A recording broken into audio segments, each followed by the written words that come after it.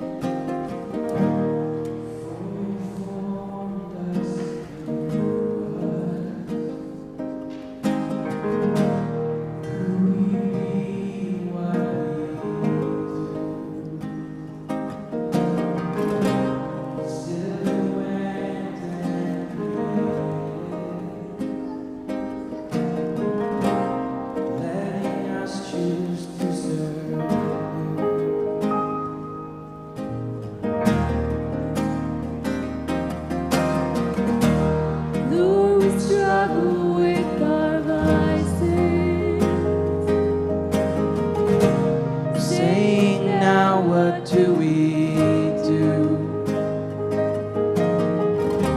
We search for hope without conviction. Yeah, you show we can get through. You say I am The Alpha and Omega.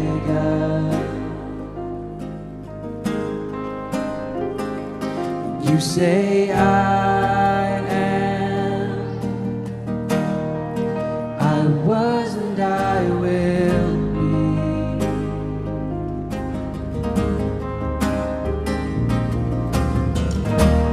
Awake, awake, people of Zion. Put on your garments of light. Shake the dust off of your shoulders. We're sons and daughters of Christ. We're called to serve the poor and hungry. Spread the news of Jesus Christ. We're not ashamed of the gospel or of the one who paid our price.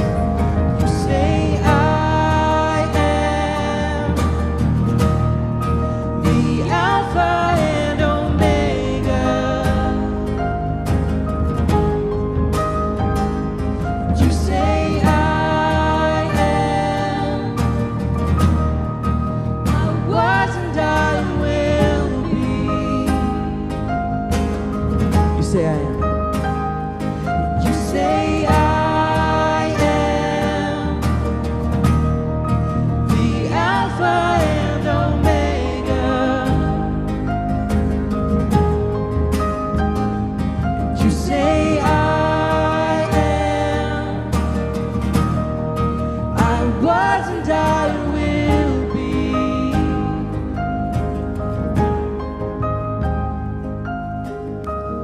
the Word in the beginning. The Word was with our God. The Word was God. The Word was God. The Word in the beginning. The Word was with our God. The Word was God. The Word was God. The Word in the beginning, the Word was with our God. The Word was God. The Word was God. The Word in the beginning, the Word was with our God. The Word was God. The Word was. You say I am the Alpha and Omega. You say I am. I was and I will be. You say You say I am the Alpha and Omega. You say I am. I was and I will be.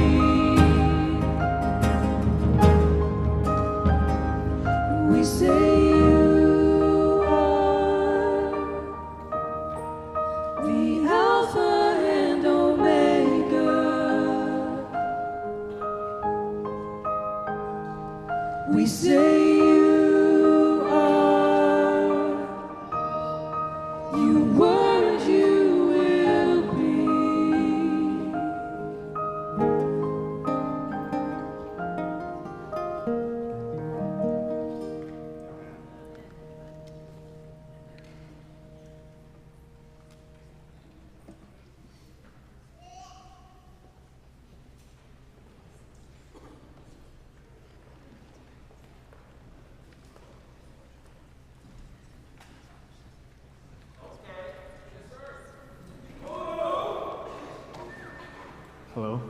okay. They teach you in Walla Walla University speech class that the first sentence when you speak should capture attention.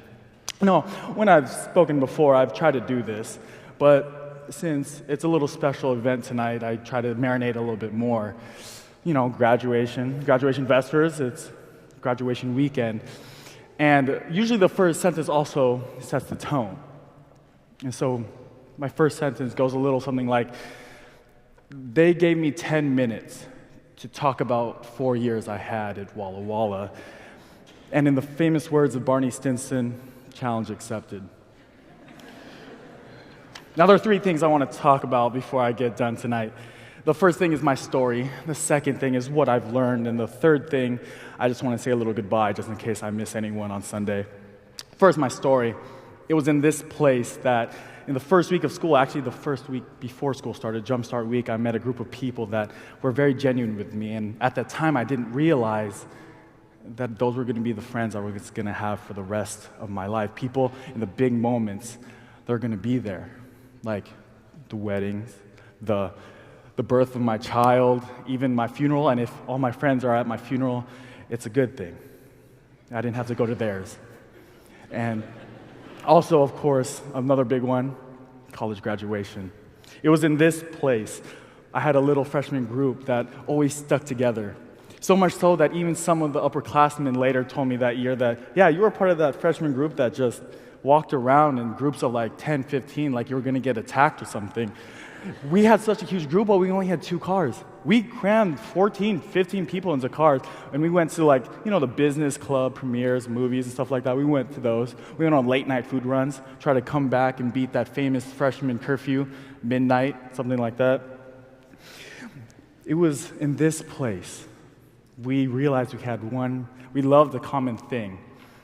This group, we like something we like to call the late night talk.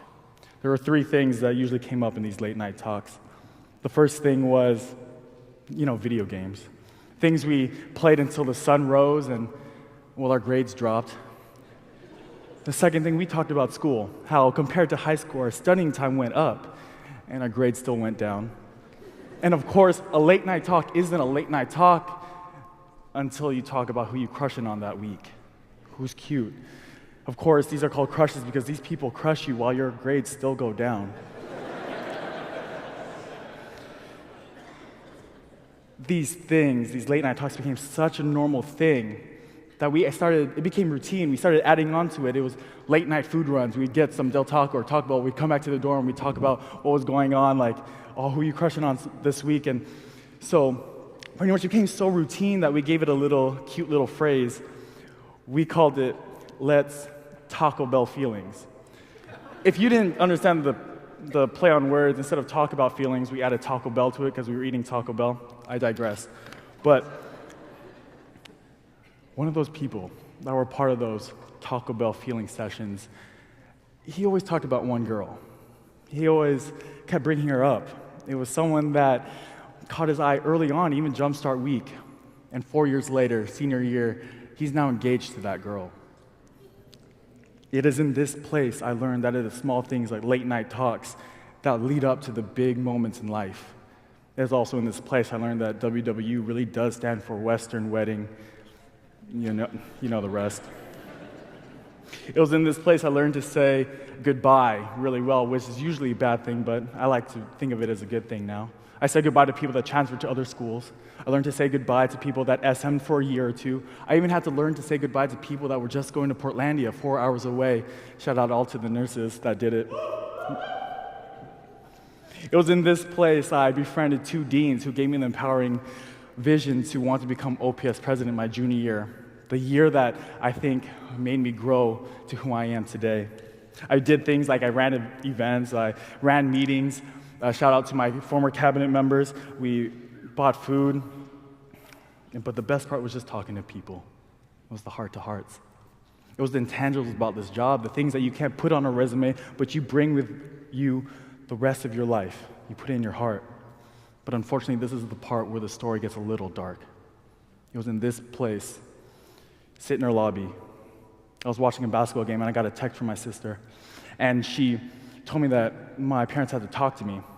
And I FaceTimed them. At the end of the conversation, I learned that my mother had cancer. It was in this place, that same night, across the street. If you did not see it walking in, you'll see it when you walk out. There's a Jesus statue. I spent the night there talking to Jesus, actually more like arguing with him. I said, why me? It was in that same night I walked over here to this field to my right, your left, and I talked to God even more like yelled. Why me? Why now? Why us? But it was not even a few months later, on this very stage, at a Vespers quite like this one. I had a little sermon. I called it a letter to my mom, where I poured out my heart.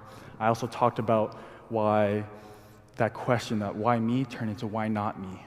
I have a chance to make this bad thing maybe a good thing for somebody else. I also talked about a man named Job, who at the end of his journey found himself on his knees in fear of God. Instead of asking questions to understand the big picture, that just knowing that the bigger picture was there was good enough and that God was in control. It was on this campus, April 22, the best day I've had in my young life. What did I do?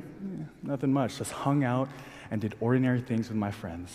We just sat down, ate dinner, we laughed, we roasted each other, we played card games, we got into cars, we chased the sunset, and then we watched it. An ordinary day.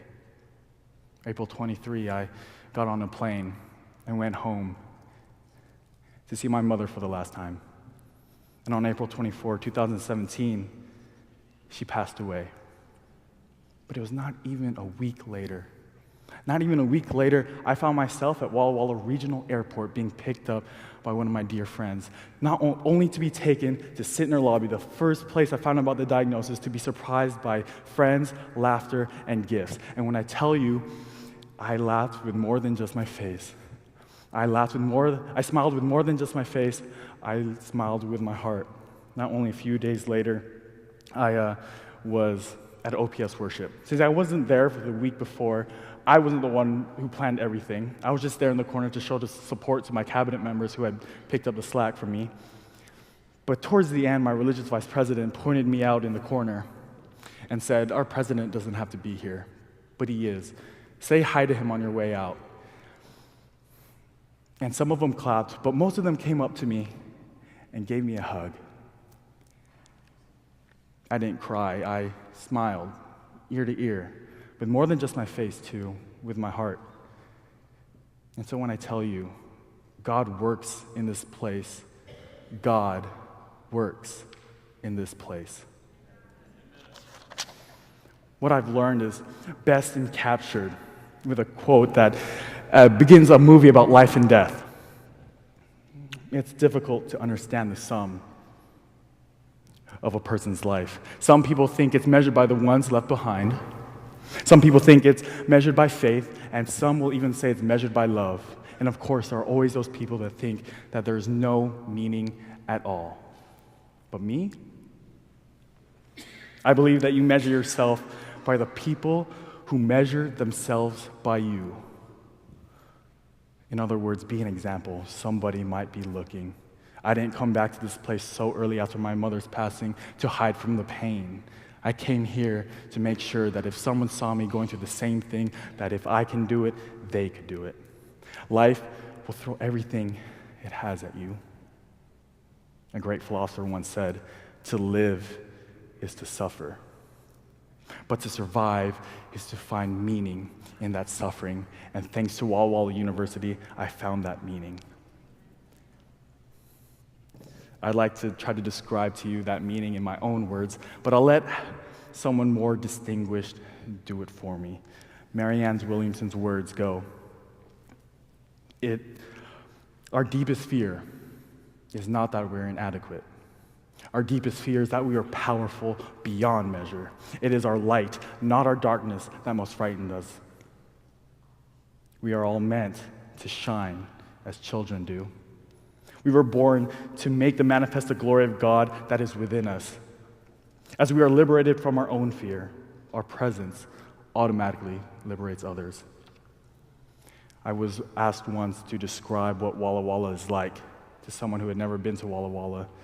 I didn't know what to really say And then I remembered there's this show. It's a little-known show called The Office. And if you're not familiar with The Office, it's a documentary, more like a mockumentary, a sitcom, about a place called Scranton.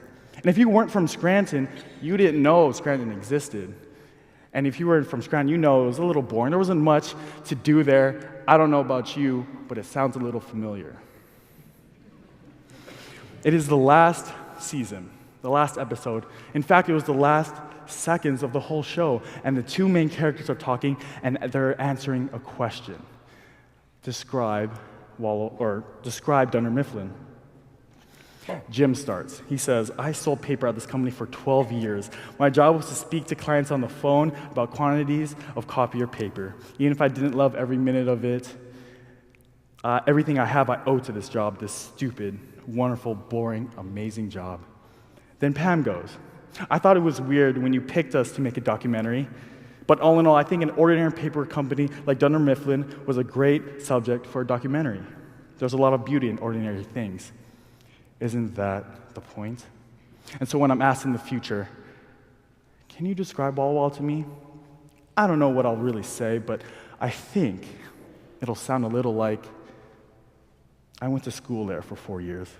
I did a lot. I laughed, I cried, I had my heart broken, I even fell in love once. And even though I didn't love every single minute of it, everything I have I owe to this stupid, wonderful, boring, amazing place. I thought it was weird that I chose this place, to choose to go to school here. But all in all, I think an ordinary place like Walla Walla was a perfect place to go to school. There's a lot of beauty in ordinary things. Wouldn't you agree? I'd like to say goodbye to Walla Walla, goodbye to the class of 2018. And although we are celebrating being together as a class one last time, getting to graduate and then going back to a place we actually do call home, I believe this is not the last place we will be together. A place we can actually go for eternity and actually truly call home. And when you guys reach the gates of heaven, come in, come find me. I'll be with my family, with my mother, and I will finally get the chance to describe to her and explain to her why you guys mean so much to me. They teach you at Walla Walla University speech class that the first words, the first sentence must capture attention. I think the last words when you speak must capture hearts. And I'd like to leave you with words I don't usually repeat.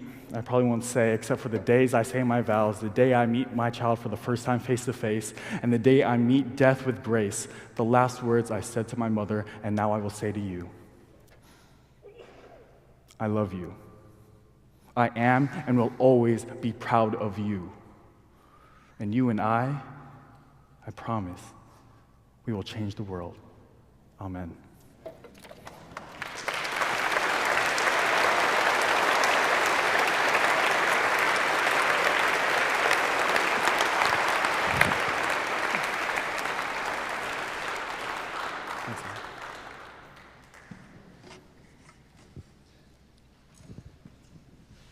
Mom, Dad, thanks for not being sea turtles. You could have buried me in the sand, gone for a swim, and hoped I made it to the water before the seagulls got me. Instead, you picked me up, cleaned me off, taught me to tread water, and sent me off to college. Thank you. The mother crab spider, after her eggs have hatched, allows her spiderlings to slowly eat her over the course of a few weeks. Mom, thanks for your self-sacrificing dedication to my well-being, or if I can say, web-being. Nice. I hope that I can make you proud as I venture out from the nest, however many more years it takes. To paraphrase the great Sir Isaac Newton, we only see so far because we stand on the shoulders of giants, and it's impossible to overstate how high you've lifted us.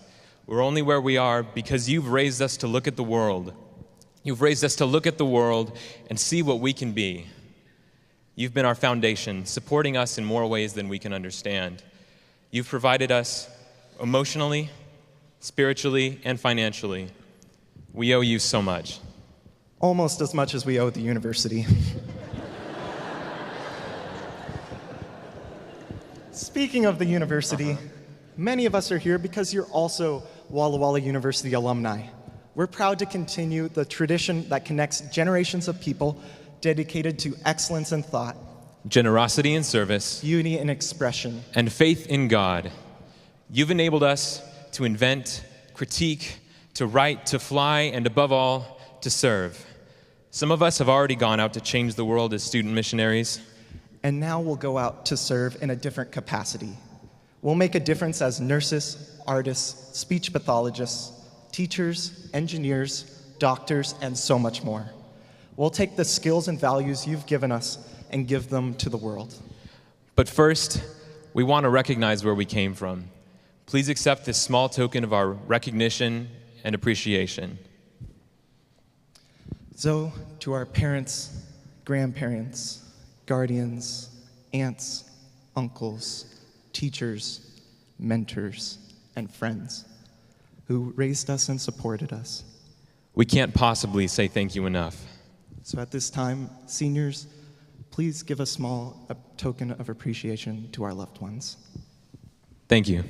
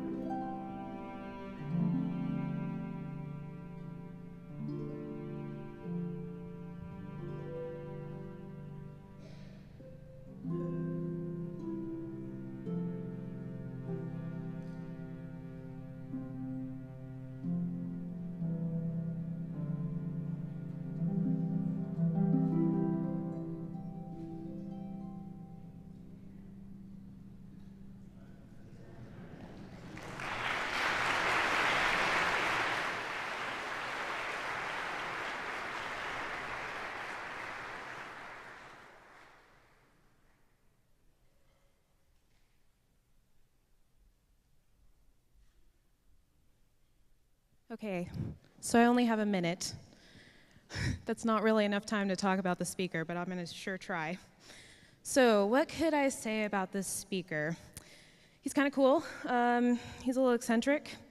Dresses like someone who really wants to impress somebody, so that's good. I have many, many memories of this speaker. He worked at a summer camp I attended when I was just a wee lass. But he was working there like on and off again.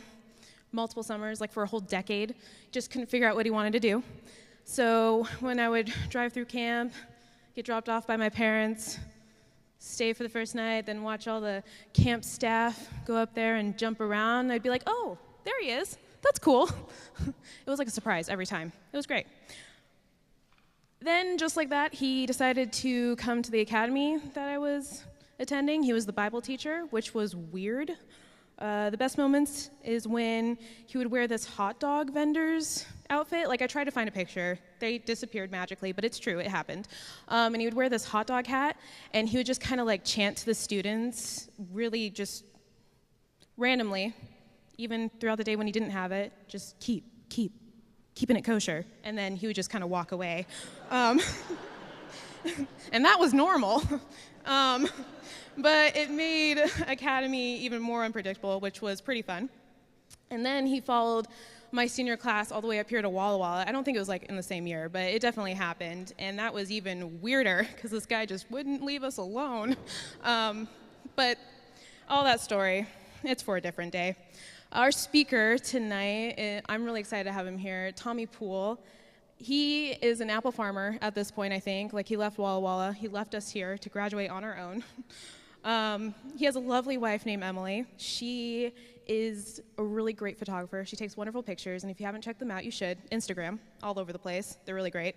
And together they have a very adorable little girl named Ruby, and one baby boy on the way, pretty exciting. And they also have a dog named Apple, which, it is Apple, right? Yeah, irony is not lost. All right, so if you would help me, please give a warm welcome to our speaker, Tommy Poole.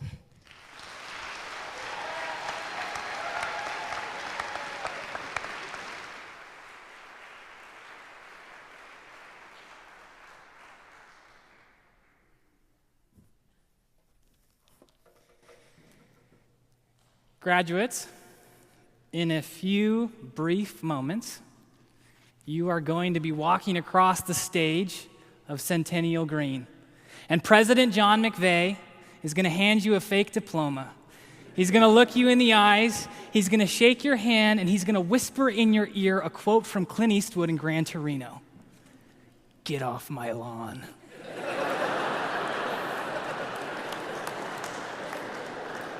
But until then, you're welcome here. Actually, in all seriousness, you're about to undergo a metamorphosis of sorts. You're about to experience a relationship status change with Walla Walla University, and you will be even more welcome once this is finished. You're about to go from students to alumni. And I don't want to overstate the change that's about to happen, but essentially, right now, you are a low, despicable, anathema, suffice to say, a very, very low group. And you're about to go to a high, consecrated, special status. Now, again, I don't want to overstate the change that's about to happen. Okay? But if we're to draw an analogy to the food chain, you're somewhere below sea turtles, below spiders. I would say that you're somewhere in the grass family. And as you know, everything eats grass. But you are about to become apex predators, saltwater crocodiles. It's a serious change. I hope you guys understand the power that you have as alumni. Collegiate articles are written with you in mind. Mask photos are censored because of you. Flower beds are spruced, buildings are erected, and I could go on and on. Theologies maybe get written with you in mind. You have power as alumni. And some may say that your status change is going to officially happen on Sunday, commencement. Some may say it happens actually later when you officially receive your diploma. But my argument is that your metamorphosis is going to happen right now, tonight. It is, in fact, the consecration service where you will change. So let's dive into it. Tonight I want to look at two verses from Jesus. Two somewhat contradictory statements that Jesus made. He said, "From everyone who has been given much, much will be demanded." He also said, "Take my yoke upon you and learn from me, for my yoke is easy and my burden is light." Now, there's an apparent friction in these statements between difficulty and ease. So in one statement, we get the pressure put on, and in the other statement, we get the pressure taken off. Much is expected, but it's easy. How can we have both? So my goal tonight, as you're basking in this metamorphosis, that you are going to feel both light and then heavy and then hopefully light again. Sometime by 11:45, midnight, whatever it takes.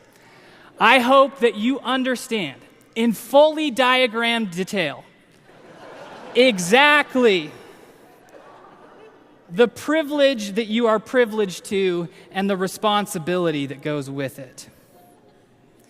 These paradoxical statements by Jesus are related to this evening in the word consecration. The word consecration means to dedicate something as sacred, and it often refers to buildings. I'm sure if we combed the archives of Walla Walla University, we'd find that just about every building here at some point or another was consecrated. It was privileged for a purpose. In a more general way, the whole campus was dedicated by its founders to be a holy space for people to worship, to study, to play. I'm sure even the Dairy Express, the DX, was consecrated, prayed over for the people that would fill their gas tanks and eat its delicious confectionery. But how does this word consecration, how does it shed light on these two statements from Jesus? See, when buildings are consecrated, it makes them special. They are chosen, but they are chosen for a purpose. They have a job to do. So when we talk about consecration tonight, it is no secret that while humans have been involved in making this special service, it is God who makes you holy. It is God who has selected you for a special and holy purpose. It's not my presence that makes a difference. It is God's presence in your life that makes you holy. God is the only one who can truly consecrate something or someone, and he has. There's a Bible passage that we're going to look at a little more closely in a moment, but it says that you are a chosen people, a royal priesthood, a holy nation, God's special possession. God has selected you. You are incredibly privileged. Now, I made a big deal earlier about you becoming alums. And I was teasing a little, of course, but being here at Walla Walla University is a privilege. In all seriousness, your opportunity to study here, the people you interacted with, the Christ-centered focus of this higher education institution, it's a privilege. And Mark, your testimony, your story, not only the words, but the way it was lived out, perfectly, to me, illustrates the privilege of the people, but the privilege of the God of this place. You are chosen by this God for his incredible love. This is the ultimate privilege, that God has chosen you as the landing strip of his jumbo jet-sized affection. You are chosen, and his unfathomable loving grace. Because of that, you are free from the consequences of sin and death. This is the ultimate privilege. And with all of this privilege comes responsibility. With all of this light, there comes heavy. Of course, God's consecration is coupled with responsibility. Much has been given. Much is expected. The Apostle Peter really liked to emphasize the responsibility side of the equation. You can think of him as the first Adventist Academy vice principal, who on Friday of graduation tells you, congratulations, it's time to celebrate, but don't celebrate too much.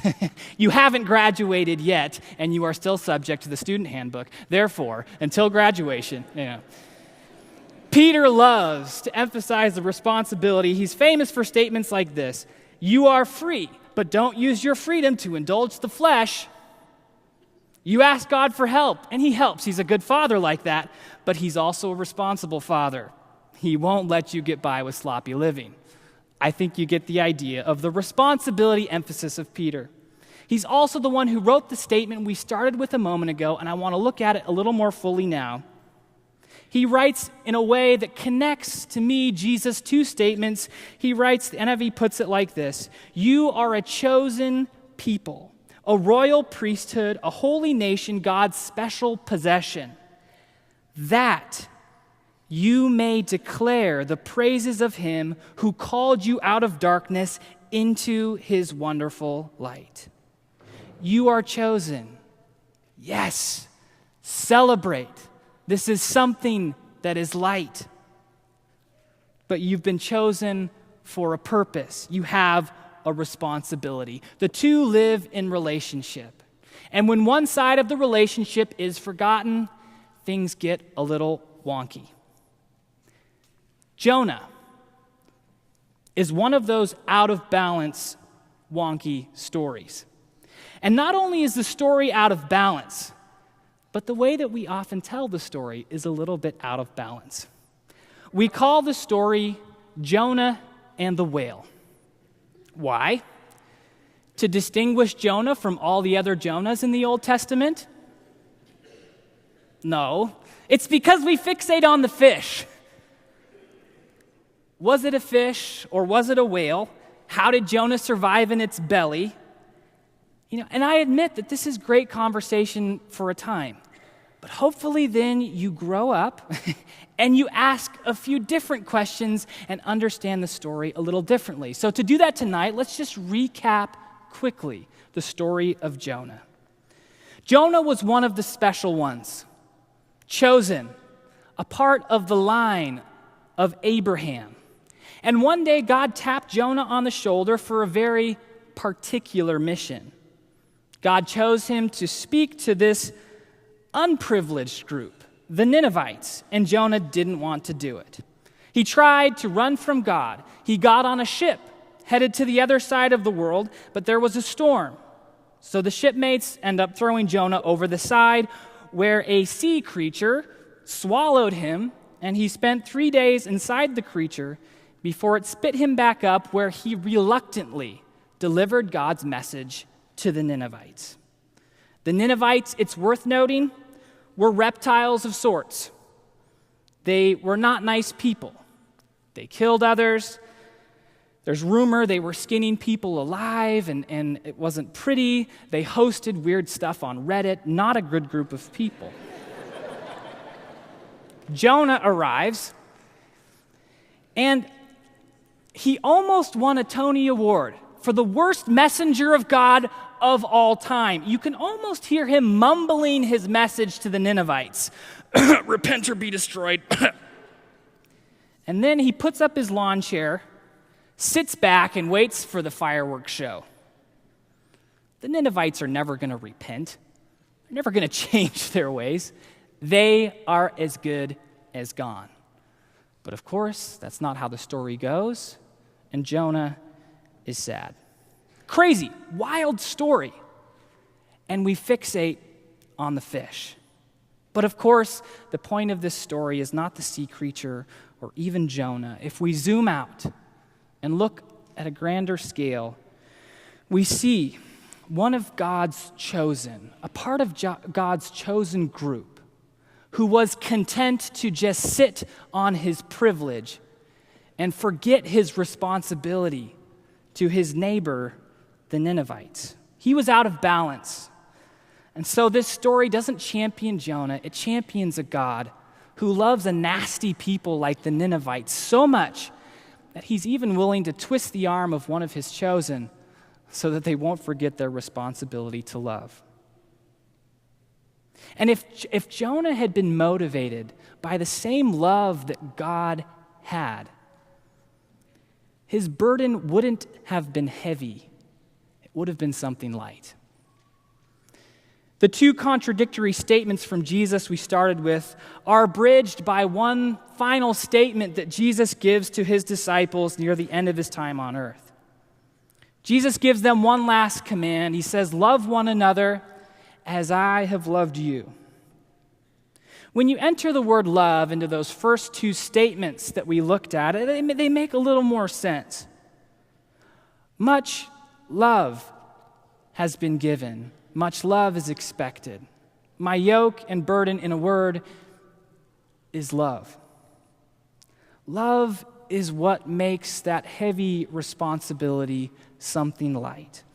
And I'd like to close by telling a story of someone who I believe understood this in a way.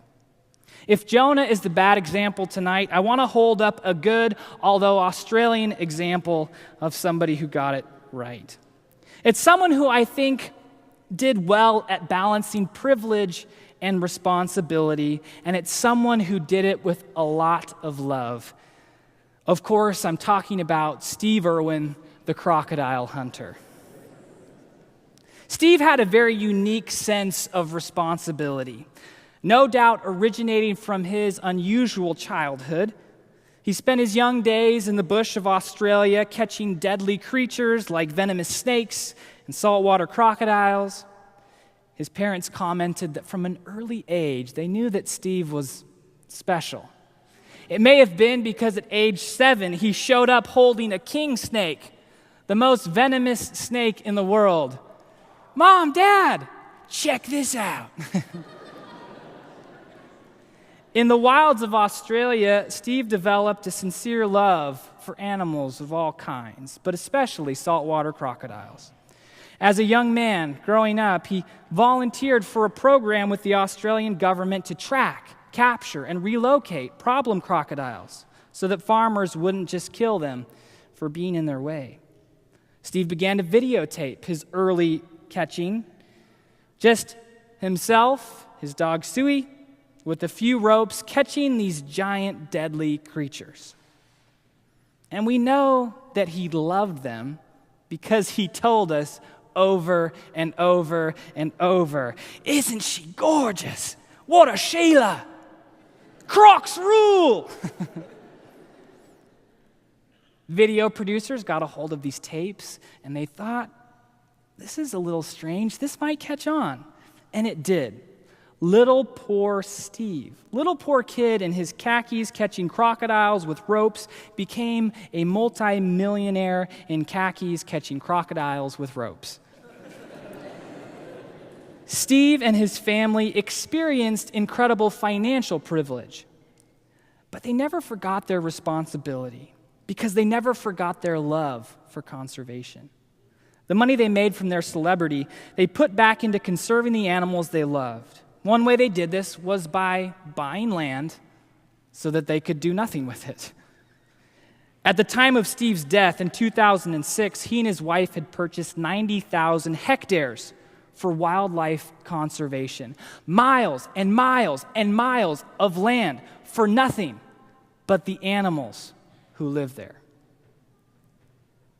The difference between Steve and Jonah, maybe we should start with the similarities. There are a couple.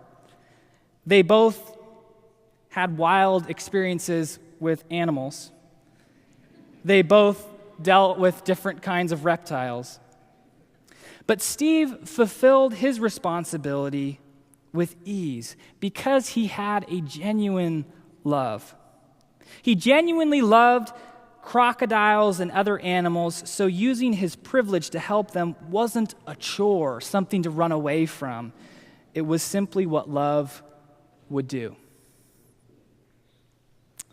Graduates, there is a chance that God has or will call you to some very specific, newsworthy mission like Jonah. There's a chance that one day we might be watching you on the Discovery Channel like Steve. Maybe. But I know without a shadow of a doubt that God has already consecrated you. You are a chosen, holy, special group with the tremendous responsibility to love. And you are trained by Walla Walla University to love in a way that is excellently thought out, generously served, beautifully expressed, and faithful to God. May you never forget.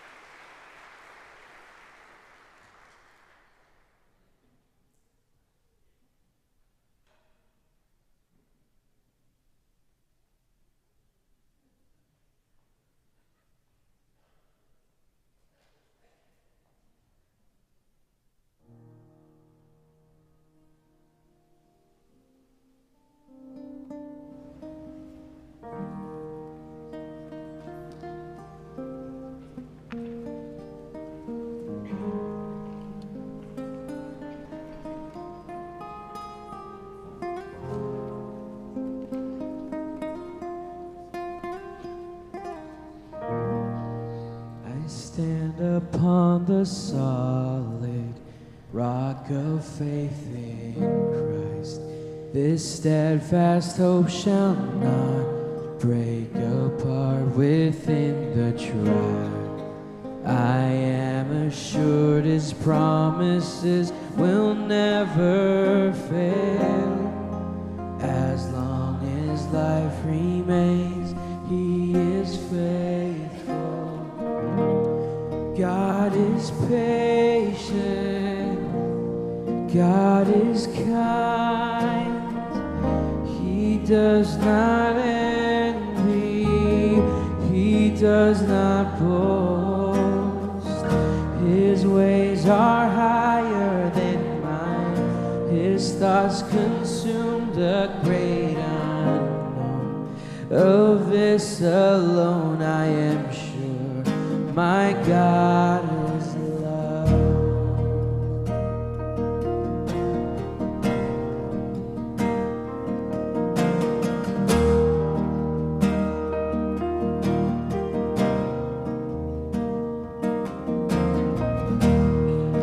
I draw my breath under His created winds swept. I know my hope shall last long after my flesh retires.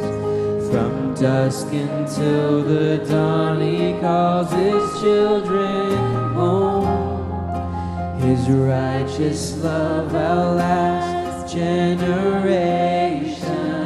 God is patient, God is kind, He does not envy, He does not boast. His ways are higher than mine, His thoughts consume the great unknown. Of this alone I am sure, my God is love.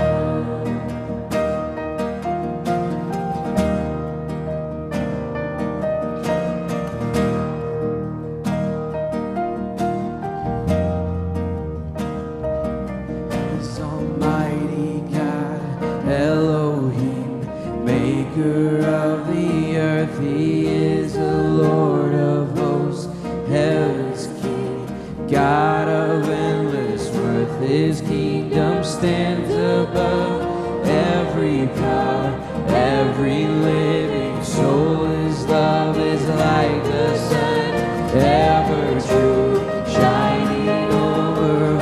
He is Almighty God, Elohim, maker of the earth. He is the Lord of hosts, heaven's King, God of endless worth. His kingdom stands above every power, every living soul. His love is like the sun,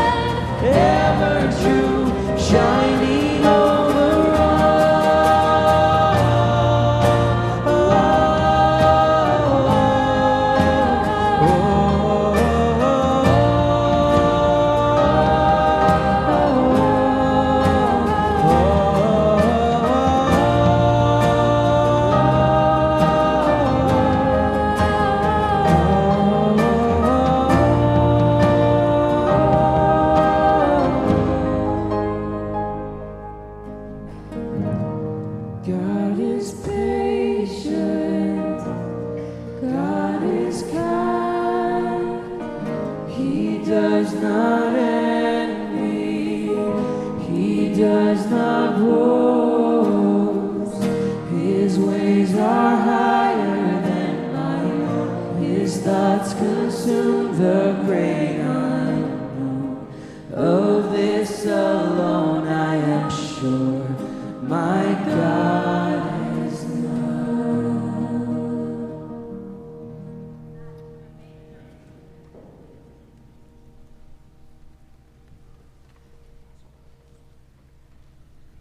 Dear Heavenly Father, we come here, our hearts full of gratitude for this amazing weekend.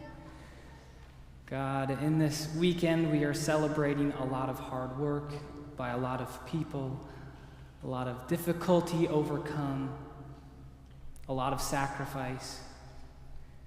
God, we are thankful for all the ways that you have been a part of that journey. And tonight, I think especially of the graduating class. God, we want to set them apart as a special and holy group of people, a group that you have chosen. And tonight we began by singing "Take My Life and Let It Be Consecrated." God, I pray that you will answer that anthem in their life today, next year, and continuing on into eternity. God, may we be singing that same anthem in the name of Jesus. Amen.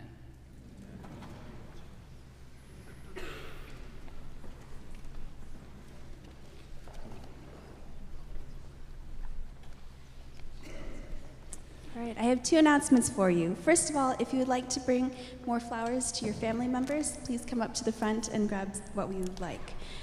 Secondly, Alumni and Advancement Services would like to invite all graduating seniors and their families and faculty and staff to a dessert reception directly following this program.